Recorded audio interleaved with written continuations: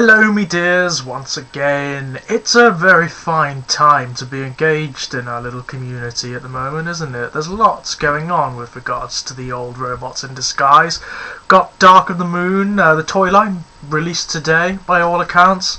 Having seen some of them in box, I'm a little bit about most of them, but we'll see. I want to get a couple in hand so I can have a play about with them. And I'll probably do that on video as well. I want to sort of record my first reactions to getting one of the toys in hand. I think I'm going to get Megatron first, although it looks like it might be the most disappointing of them.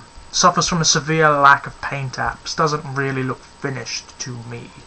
Anywho, not only do we have Dark of the Moon, the toy line, also we have the movie coming up, which I'm quite excited about now, I must admit. I mean, my regard for the previous two movies is ambiguous, to say the very least. I acknowledge, as a cinemaphile, as someone who enjoys the medium of cinema, I acknowledge that they're shit. They are utter shit. They're wank. They are... Everything that's wrong with postmodern cinema is encapsulated in those films, but I also really enjoy them. I find them... They are, for me, very much like the Big Mac of movies. They are terrible for your health and for you... and satisfy no sense of taste whatsoever. There's something very carnal and animal about them, but they are incredible fun. I mean, Revenge of the Fallen was a hideous mess. It really was. You could tell that they were shooting that without a finished script. Fuck me, could you tell? But having actually read, there's a review by somebody that you can get to via cybertron.com. And the person who wrote it isn't a Transformers fan. That's the best person to go to, really, for to get a good opinion on these movies. Not a Transformers fan, and apparently he really enjoyed it. Apparently it's a good film in its own right, rather than just as a piece of Transformers media, which is kind of cool. So I'm rather looking forward to it now. Also, here on YouTube, we have so much going on. There's so many people talking about Transformers, not just the toys, but the mythos and the phenomena of the fandom. I mean, Vigadeath, the awesome, the fantastic, the wonderfully haired Vigadeath, recently did a video concerning sort of the nature of this medium of YouTube and of... how it functions, its dynamic, and how we as video makers regard it. I mean, what is it that makes us do it? Is it numbers of subs? Are we attracted to numbers of subs, or is it the quality of subs and all of this stuff? I mean, for me personally, Vigadeath, that is it's definitely a case of quality over quantity. I don't really care how many subscribers I have. I do this for fun. That's why I don't make regular videos. I only do it when the muse strikes and when I feel the inclination to turn on the camera and waffle at length at it, which is what's happening now. And if people enjoy me doing that, then that's fine, because I enjoy it too. And that's as far as it goes for me, really. In fact, the vast majority of my subs, I think, are defunct, actually. They're like sock accounts and things that people who have either quit YouTube, or people who subscribed to me during that whole vote bot fiasco with yonks ago, when people who straddled particular communities on YouTube, their channels were being attacked by very naughty little programs called vote bots. Yeah, I think that's where I got the vast majority of my subs from, to be perfectly honest. Yeah,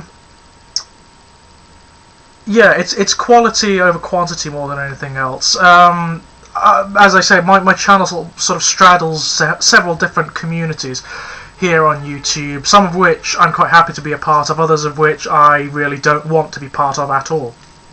I sort of sit on the borders and watch from the outside, like a man at an aquarium watching the guppies and the sharks and things. So yes, one of the other things I use my channel for is airing ideas and perspectives and seeing what people have to say about them. I'm really interested in that. I think the medium of YouTube is really cool in that regard. It's an interesting social experiment. Problematic as it can be sometimes, the fact that it's a new medium of technology, and new cultures, new modes of human interaction, and new forms of human relationship are developing through it. I find that really fascinating, really fascinating. And the fact that, as not only as individuals but as groups, as tribes, we are able to interact with one another more than we were ever able to. We can compare and share ideologies and positions and things, and I find that fascinating. I think that ultimately it will contribute to something which I hope happens, which is the decay of ideology, the dissolution of ideology and the tribal divisions that it fosters and maintains. But that's for another video. That's a philosophy video. I'll talk about that later. Anyway, one thing I want to do in this video, ladies and gents, that it was slightly remiss of me when I did my loves and hates video a while back. There's something I missed from my loves, something that I can't believe I didn't mention, because it's one of the things I love about Transformers more than anything, and it's expressed beautifully through this piece. Yes, this is animated Swoop, and I got him very recently from Mikey G-Wolf V3 for a song. Mikey sent me a really big heaping box of goodies for very, very little money, and this guy was included in it. Easily my favourite of the whole lot. I just adore this figure. There's nothing wrong with it, and I literally there's nothing you can complain about. The plastic's good, the articulation is great, he looks beautiful in both modes, but what he epitomizes more than anything that I love is bots that have wings.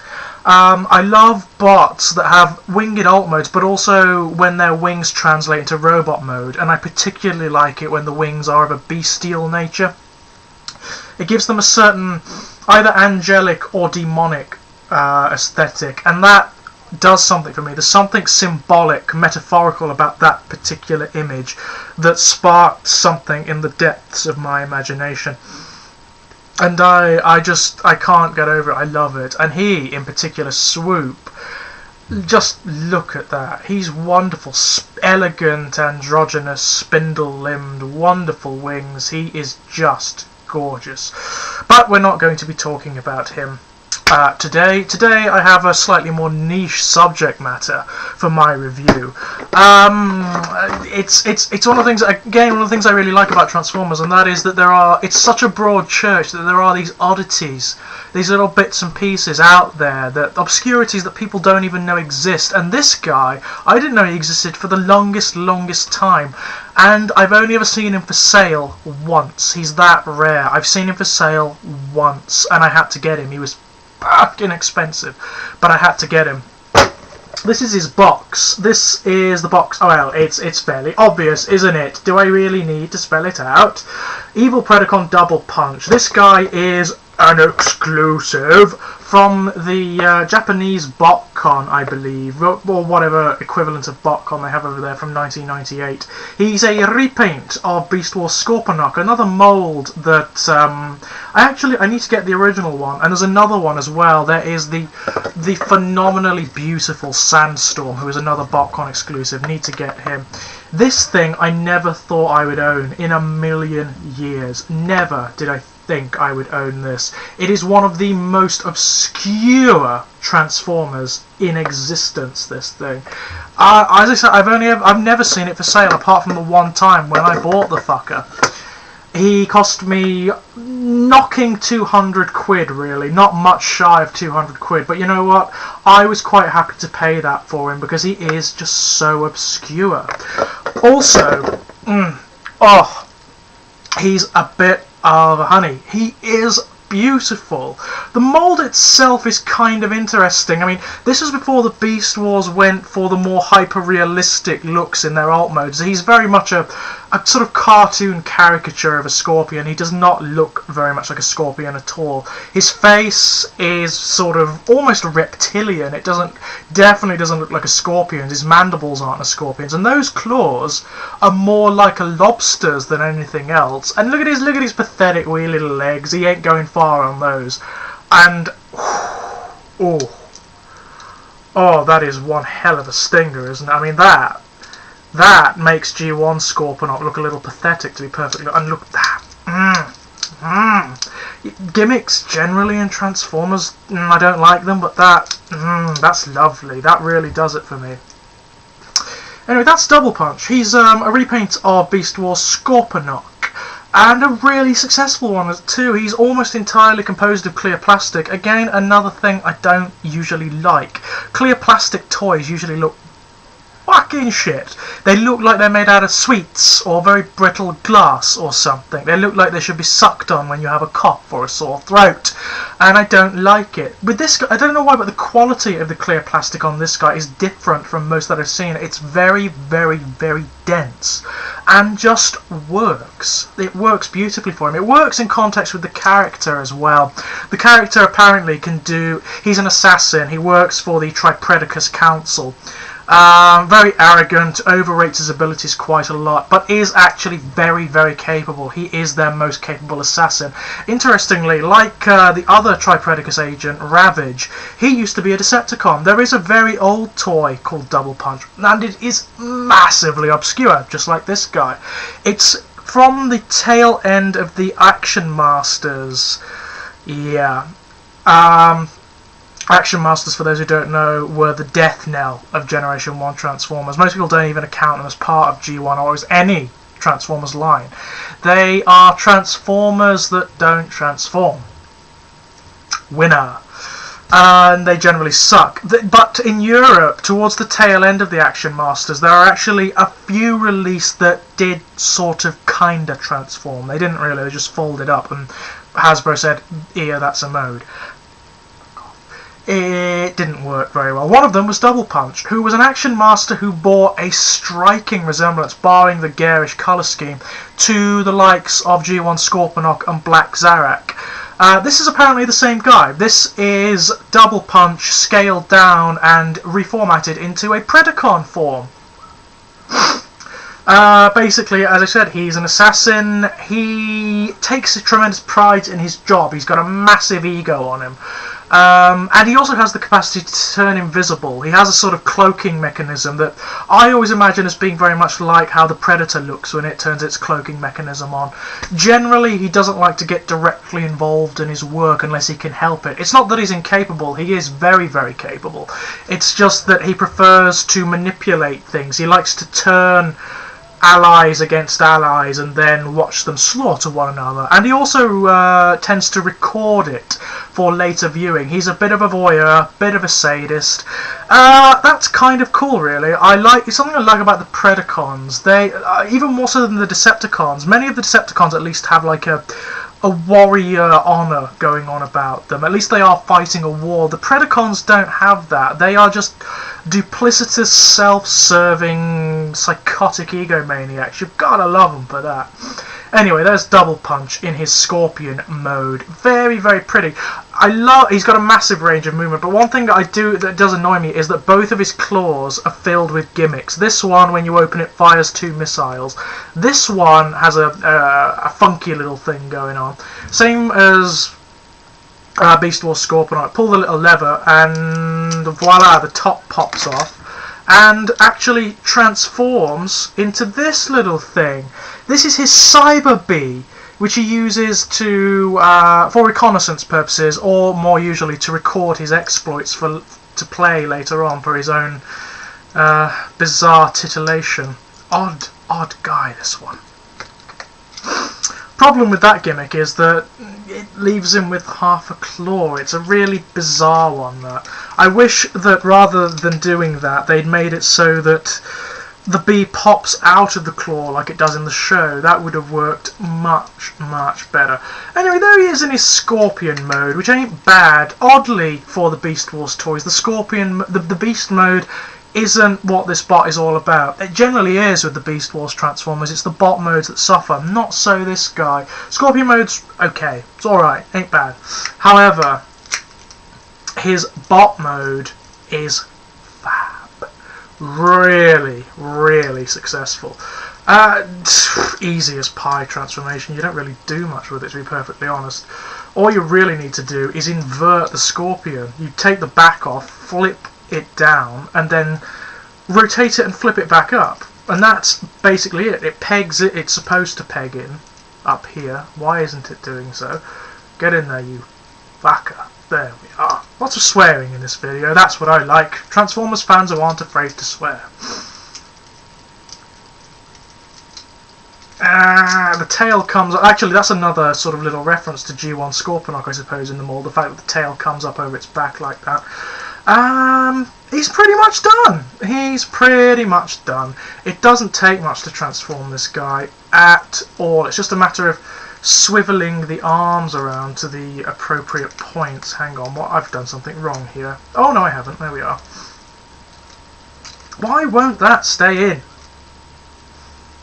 Sorry, ladies and gents, I'm trying to get the little peg that tabs it all together to stay in place. It's one of the issues here. There isn't really much holding the torso together. There is one peg, and then the legs come round at the back like that, and are sort of supposed to hold it in. It makes for a very tidy bot, but there's not much clamping it together, which is slightly problematic.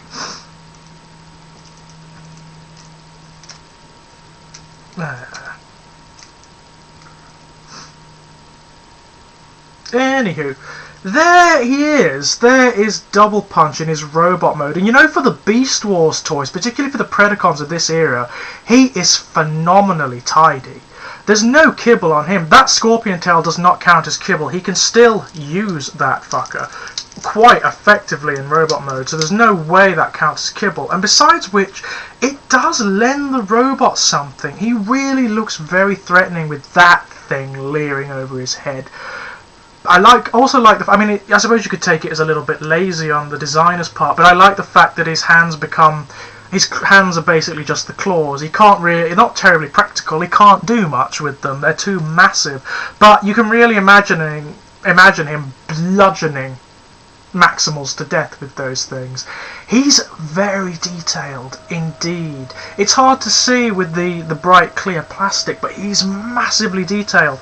Every inch of him has mechanical details and little bits of like organic detailing. He also has, like all of the early Beast Wars toys, he has two face sculpts. This one, which is very beautiful, which is his battle mask, and if you split that in half, inside you have the much more familiar Scorponok style face with the visor across the eyes, which was used for the CG model in the show. Both of which are very, very lovely. I mean, I actually prefer this guy with the battle mask on. I think it looks more business than the robot face, and also it has more than a striking resemblance to the Predator, which I can only think is deliberate. Yeah, there he is, ladies and gents. This is undoubtedly the most obscure piece in my entire collection. Definitely the rarest. It's very, very hard to pick this guy up. And if you do get the opportunity for, I'd say anywhere under 200 quid, and you can afford it, do so. He's well worth it. He's a very beautiful toy, very nice mould, really sturdy for a repaint, and I've got to get them all. I want Sandstorm. In fact, Sandstorm is an auto assembly potential, I think. Yay!